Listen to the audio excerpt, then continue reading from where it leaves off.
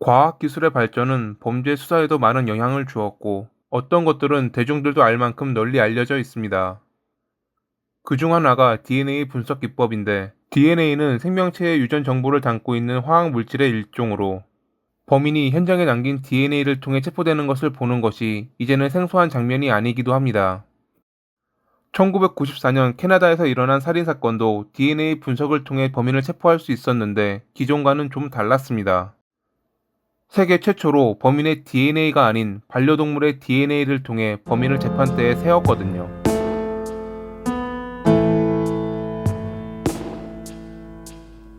1994년 10월 7일, 캐나다 프린스 에드워드 섬에 사는 한 여성은 들판에 버려진 차를 발견해 신고했습니다.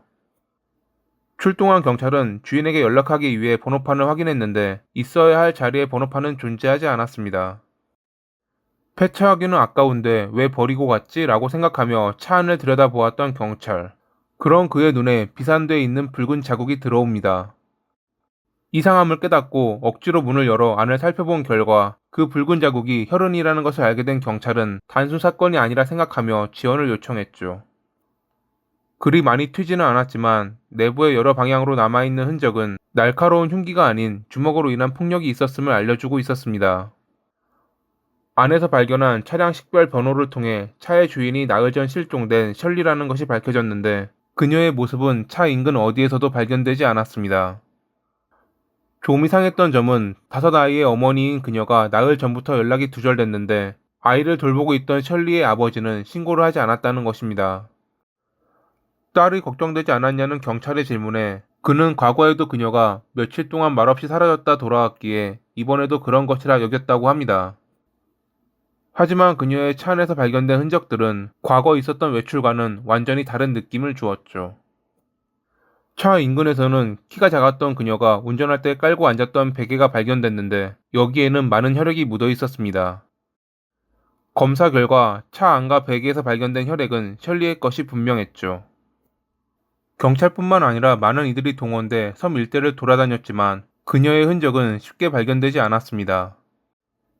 지푸라기라도 잡는 심정으로 심령술사를 동원해 물 가까이 흐르는 곳에 있는 소나무 아래 얕은 무덤이라는 점술로 짐작이 가는 곳을 돌아다녔지만 큰 성과는 얻지 못했죠. 그러던 중 경찰은 셜리의 차로부터 몇 킬로미터 떨어진 장소에서 하얀 운동화 한 켤레와 피로 얼룩진 갈색 가죽 재킷이 들어있는 비닐봉지를 발견했는데 이 재킷에는 하얀색 털이 20가닥 붙어 있었다고 합니다.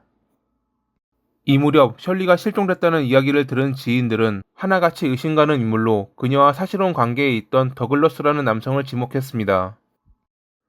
더글러스와 10년 넘게 살며 새 아이를 낳았던 셜리는 지속되는 그의 폭력에 지쳐 법원을 찾았고 1991년에 법원은 그에게 접근 금지 처분과 더불어 총기 소지 금지 처분을 내렸습니다. 이 뒤로 셜리는 그에게서 더 멀어지고자 프린스 에드워드 섬으로 이사온 상태였죠. 그녀의 여동생은 언니가 실종됐다는 이야기를 듣자 경찰에게 더글러스가 범인이라며 법원 명령이 내려온 뒤 그가 언니에게 보냈던 편지를 보여주었습니다. 편지에는 왜 자기를 떠났는지 이유를 모르겠고 만약 앞으로 우리가 함께 할 수 없다면 사는 것은 의미가 없으며 모두 죽을 것이라는 내용이 적혀 있었습니다. 마지막 줄에는 피 같은 붉은 액체로 서명이 돼 있어 더 섬뜩해 보였던 편지. 경찰은 더글러스에게 무언가 있다고 생각하며 그의 집을 찾아갔습니다. 문이 열려 있다는 말에 안으로 들어간 경찰을 처음 맞이한 것은 하얀색 털을 가진 고양이였습니다. 사람에게 익숙한 듯 다리에 얼굴을 비비는 고양이와 놀아주는 사이 무슨 일이냐며 더글러스가 주방에서 나왔습니다. 혹시 셜리의 실종에 대해 아는 것이 있느냐고 물었지만 그는 아무것도 모르고 법원의 접근 금지 처분 때문에 그녀가 있는 곳에는 가지도 못한다고 주장했습니다. 일단 경찰은 알겠다고 말하며 돌아가려다 그가 신고 있는 신발을 보더니 발 사이즈를 물었고 굿 사이즈라는 대답을 들을 수 있었죠.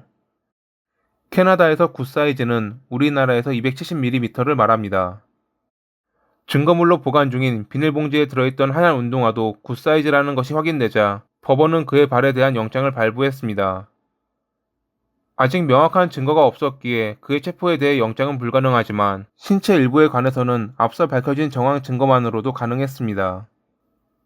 그렇게 석고로 그의 발 모양을 따온 뒤 전문가에게 맡긴 결과 비닐봉지에 들어있던 하얀색 운동화는 그의 것으로 판명됐습니다. 같은 신발을 신어도 각자 걸음이 달라 사람마다 마모되는 곳이 다른데 그의 발과 운동화에 남은 마모된 흔적이 일치했던 것입니다. 또한 경찰은 비닐봉지에 들어있던 재킷에서 발견된 하얀색 털이 더글러스의 집에 있던 고양이의 털과 일치한다는 것을 발견했죠. 문제는 털 모양과 색이 같다고 해서 같은 고양이라 보기에는 어려웠고, 이를 증명하기 위해선 과학적 방법이 필요했는데, 이전까지 범죄 사건에서 DNA 비교를 동물에게 했던 사례가 없었기에 이에 대한 신뢰도가 중요한 관건이었습니다. 경찰은 수십 년간 고양이의 유전병을 연구했던 국립암연구소 수석 유전학자에게 이를 의뢰했고, 그 결과 재킷에서 발견된 하얀색 털이 더글러스 반려묘의 것이라는 것을 증명할 수 있었습니다. 이 증명을 위해 다른 지역에 사는 고양이들을 비롯해 프린스 에드워드 섬에 있는 고양이들을 비교하는 과정을 거쳤다고 합니다. 이러한 증거들로 경찰은 더글러스를 신문했지만 그는 절대 자신이 그녀의 실종과 연관되지 않았다고 주장했습니다. 실종이라는 것이 문제였습니다.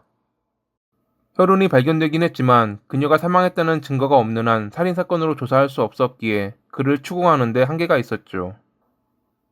이런 대치관계가 지속되는 가운데 어느덧 7개월이 흐른 1995년 5월 6일, 차에서 약 16km 떨어진 강둑의 덤불더미에서 사망한 셜리가 발견됐습니다.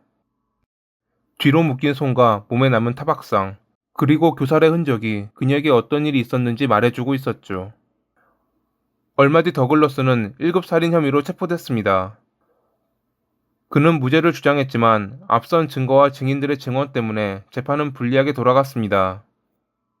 그가 그녀에게 위협을 가했던 편지와 더불어 여성에 대한 폭력 전가 역시 중요 증거가 되었고, 1980년대에 더글러스와 사실혼 관계에 있던 또 다른 여성의 그가 얼마나 폭력적이었는지에 대한 증언은 더욱 그를 불리하게 만들었습니다.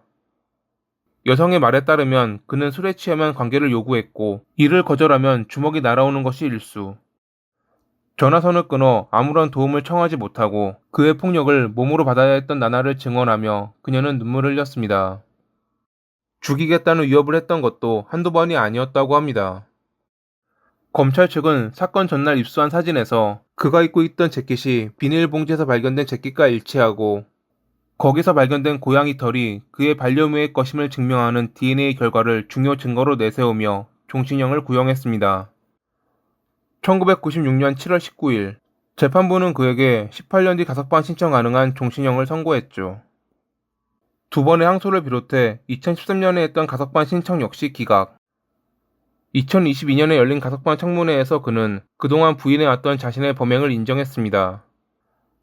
감옥에서 3번의 심장마비와 심부전을 앓아 언제 죽음이 찾아올지 모른다며 그 전에 과거를 정리하고 싶다는 그에게 가석방위원회는 아직 가석방되기에는 여러 위험이 존재하기에 이는 불가능하지만 결정되지 않은 날짜에 12시간 동안 감시하에 외출을 허가해 주기로 했습니다. 현재 도체스터 교도소의 최소 보안구역에 수감되어 있는 더글러스. 죽음이 다가오는 것을 느끼고 나서야 죄를 마주한 그가 진심으로 반성하고 있기를 바라며 이만 마칩니다. 오늘도 시청해 주셔서 감사합니다.